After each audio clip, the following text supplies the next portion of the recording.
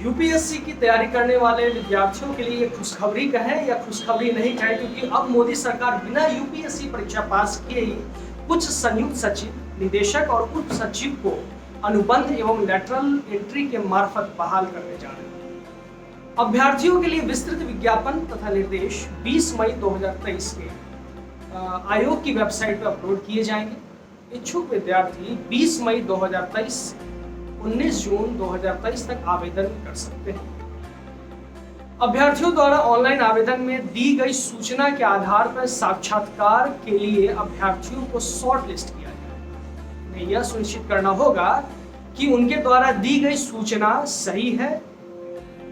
Lateral भर्ती के माध्यम से कुल 20 अधिकारियों की नियुक्ति अनुबंध के आधार पर की जाएगी, जिसमें 4 संयुक्त सचिव तथा 16 निदेशक व उप सचिव शामिल किए जाएंगे।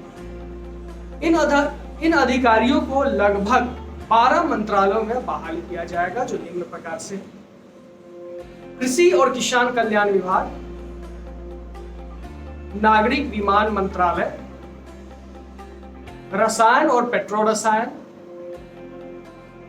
कॉर्पोरेट कार्य मंत्रालय, खाद्य और सार्वजनिक वितरण विभाग, उपभोक्ता कार्य, खाद्य और सार्वजनिक वितरण मंत्रालय, भारी उद्योग मंत्रालय, उच्च शिक्षा विभाग जो शिक्षा मंत्रालय के अंतर्गत आता है, आवास और शहरी कार्य मंत्रालय, विधि कार्य विभाग, विधि और न्याय मंत्रालय, उद्योग और आंतरिक व्यापार संवर्धन विभाग, वाणिज्य और उद्योग विभाग, फार्मास्यूटिकल्स विभाग।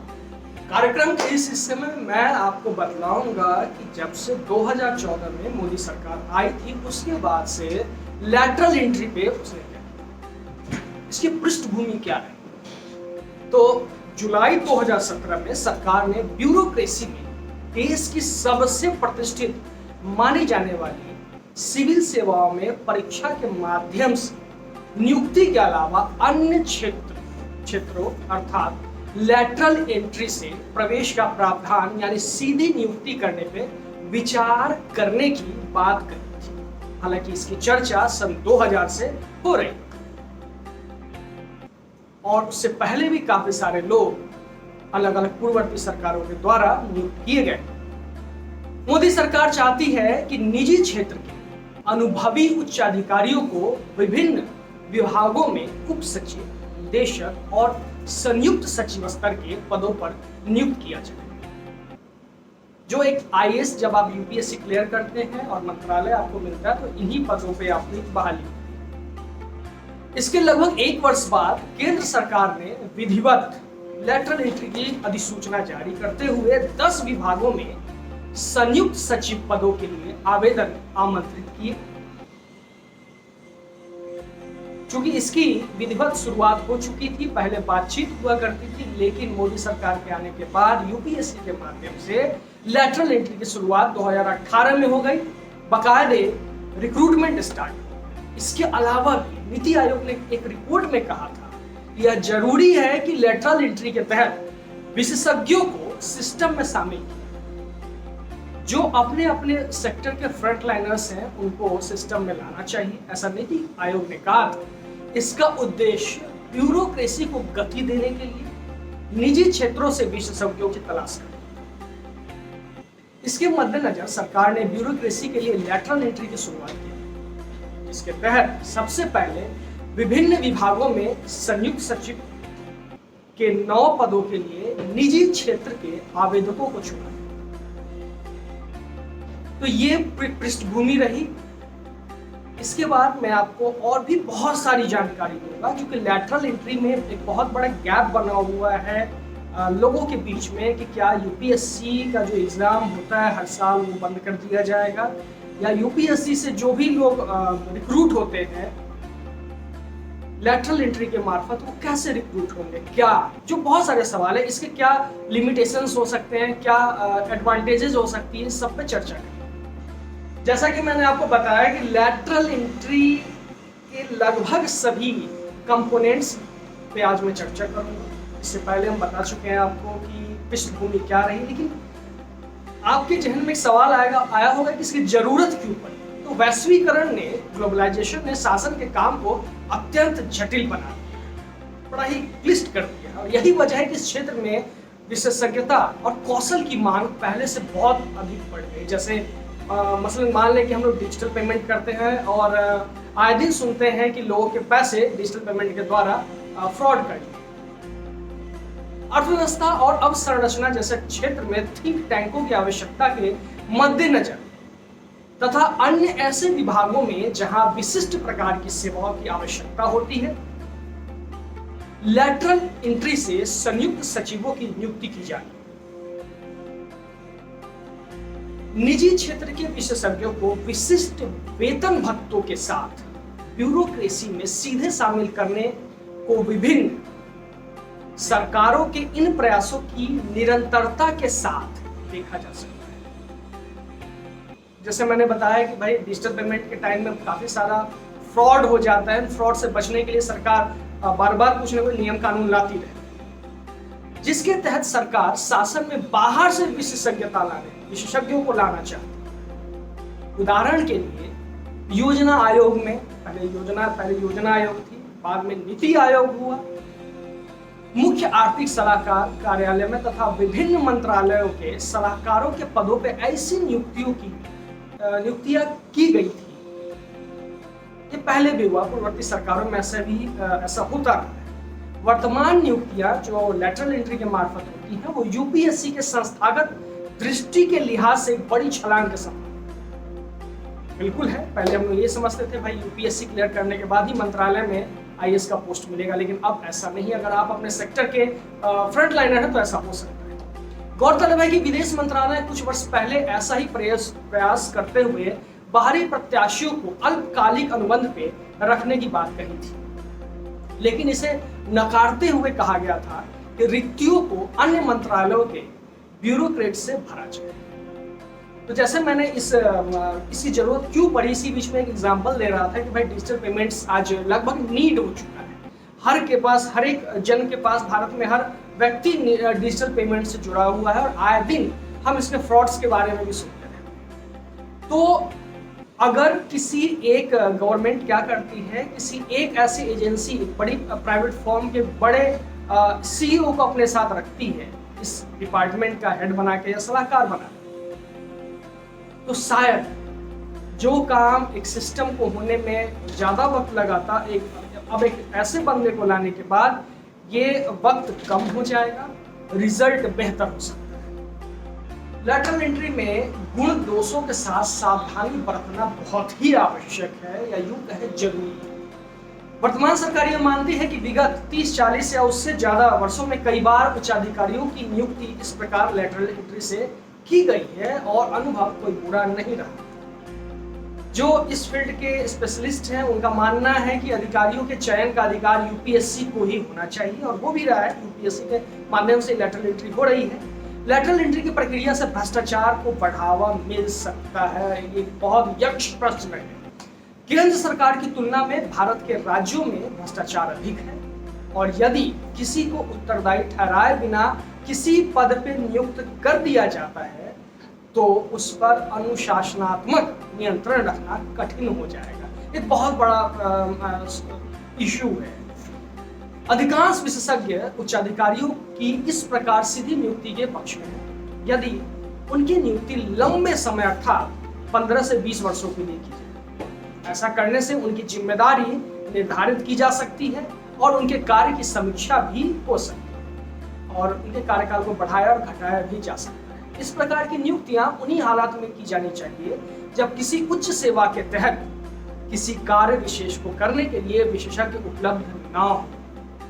इस प्रकार की सीधी नियुक्ति की प्रक्रिया पारदर्शी होनी चाहिए तथा उसमें किसी प्रकार के भाई भतीजावाद का स्थान नहीं होना चाहिए, क्योंकि इन्हें नीतियां बनाने से लेके उन्हें लागू करने की प्रक्रिया में लंबे समय तक इन्वॉल्व होना पड़ेगा। तो एक बहुत बड़ा यक्ष प्रश्न है कि भाई आखिर इस लैटरल एंट्री को इतना सुरक्षित रखा जाएगा।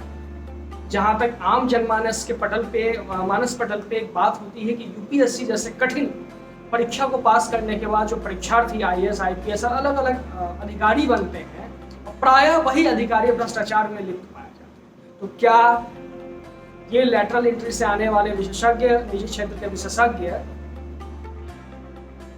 भ्रष्टाचार नहीं करेंगे या भ्रष्टाचार में लिप्त नहीं? ये सवाल है, यह एक यक्ष प्रश्न है। इस प्रश्न का जवाब सरकार को भी देना होगा, यूपीएससी को भी देना होगा, और जो लोग इसके माध्यम से रिक्रूट होंगे उन्हें बिल्कुल एक प्रश्न का जवाब तो देना ही होगा, साथ ही साथ उन्हें इन सब चीजों से बचना भी होगा, भ्रष्टाचार से बचना होगा, भाई भतीजावाद से बचना होगा। अब मैं आपको बतलाऊंगा क्या इससे पहले की पूर्ववर्ती सरकारों में इस टाइप की बहाली हुई थी और किन किन लोगों ने ऐसी बहालियां की। क्या ये रिक्रूटमेंट आजादी के त्वरित बाद स्टार्ट हो गया था? केंद्र की मोदी सरकार से पहले पूर्ववर्ती सरकारों ने ऐसा किया था। मसलन भारत के पूर्व प्रधानमंत्री मनमोहन सिंह एक अर्थशास्त्री थे और दिल्ली स्कूल ऑफ इकोनॉमिक्स में अर्थशास्त्र के प्रोफेसर थे। उन्हें 1971 में वाणिज्य और उद्योग मंत्रालय में आर्थिक सलाहकार के तौर पर नियुक्त किया गया और उन्होंने सिविल सेवा की परीक्षा भी दी। उन्हें 1972 में वित्त मंत्रालय का मुख्य आर्थिक सलाहकार भी बनाया गया था और यह पदवी संयुक्त सचिव स्तर का होता है। इसी प्रकार मनमोहन सिंह ने बतौर प्रधानमंत्री रघुराम राजन को अपना मुख्य आर्थिक सलाहकार भी नियुक्त किया था और वे भी यूपीएससी से चुनकर नहीं आए थे, लेकिन संयुक्त सचिव के स्तर तक पहुंच गए थे। बाद में रिजर्व बैंक के गवर्नर भी बनाए गए। इन्फोसिस के प्रमुख कर्ताधर्ताओं में से एक नंदन नीलकेनी भी इसी प्रकार आधार कार्ड जारी करने वाली संवैधानिक संस्था यूआईडीएआई के चेयरमैन नियुक्त किए गए थे। इसी प्रकार विमल जालान आईसीआईसीआई के बोर्ड मेंबर थे, जिन्हें सरकार में लैटरल एंट्री मिली और वह रिजर्व बैंक के गवर्नर थे।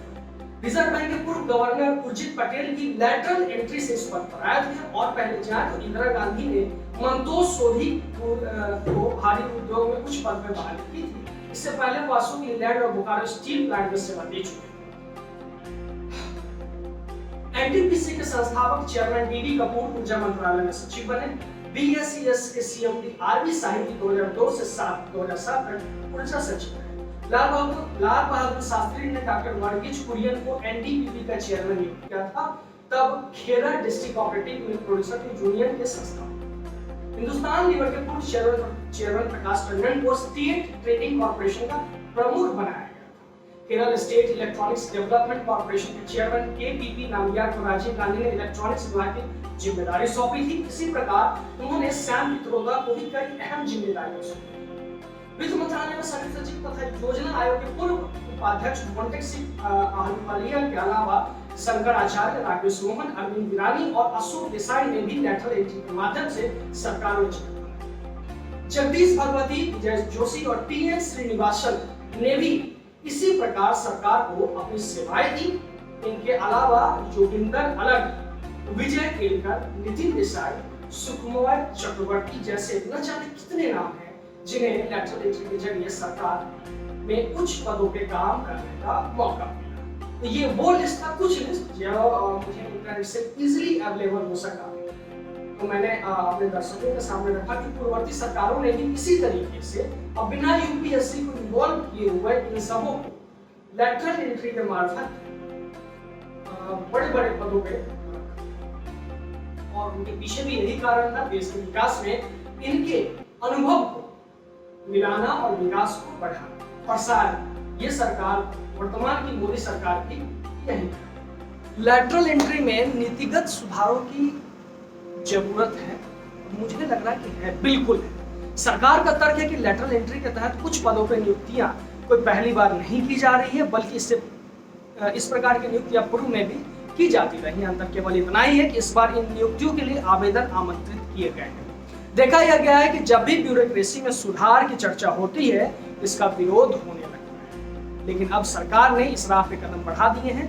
मोदी सरकार का कहना है कि ऐसा करने से विकास की नई अवधारणा से ब्यूरोक्रेसी खुद को सीधे तौर पर जोड़ सके। इसी प्रकार कुछ विशेषज्ञों का मानना है कि यदि सरकार ब्यूरोक्रेसी में सुधार करके काम करने की प्रक्रिया को सरल बनाना चाहती है तो इसका विरोध नहीं होना चाहिए। निजी क्षेत्र में संयुक्त सचिवों की सीधी भर्ती ऐसा ही एक कदम है, क्योंकि निजी क्षेत्र में दक्षता और पारदर्शिता की मदद से ही कोई कामयाब हो सकता है, जबकि सरकारी तंत्र के लिए ऐसा होना आवश्यक नहीं माना जाता है। इसलिए कोई दो राय नहीं कि ब्यूरोक्रेसी में सुधार की आवश्यकता है, लेकिन ऐसा करने से पहले इसे राजनीतिक हस्तक्षेप से मुक्त करने की भी आवश्यकता है। देश के निजी क्षेत्र में प्रतिभाओं की कोई कमी नहीं। सरकार इनकी सहायता के लिए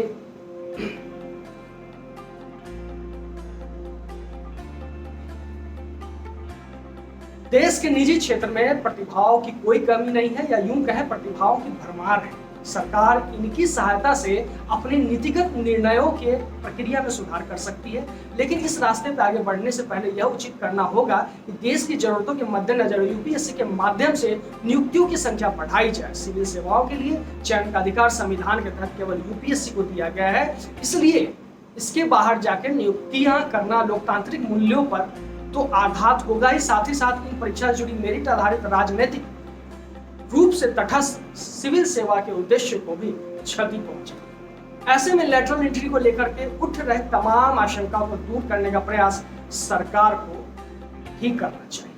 तो ये एक लेटरल एंट्री से जुड़ी हुई ज्यादा से ज्यादा जानकारी मैंने आपको दी कि भाई आखिर क्या क्या हो रहा था, कि मोदी सरकार से पहले किन किन लोगों को डायरेक्ट रिक्रूट किया गया और किन पदों पे रिक्रूट किया। उनके पीछे सिर्फ मानना ये था कि भाई देश के विकास में इनके अनुभवों का उपयोग किया जाए और विकास में इनका योगदान।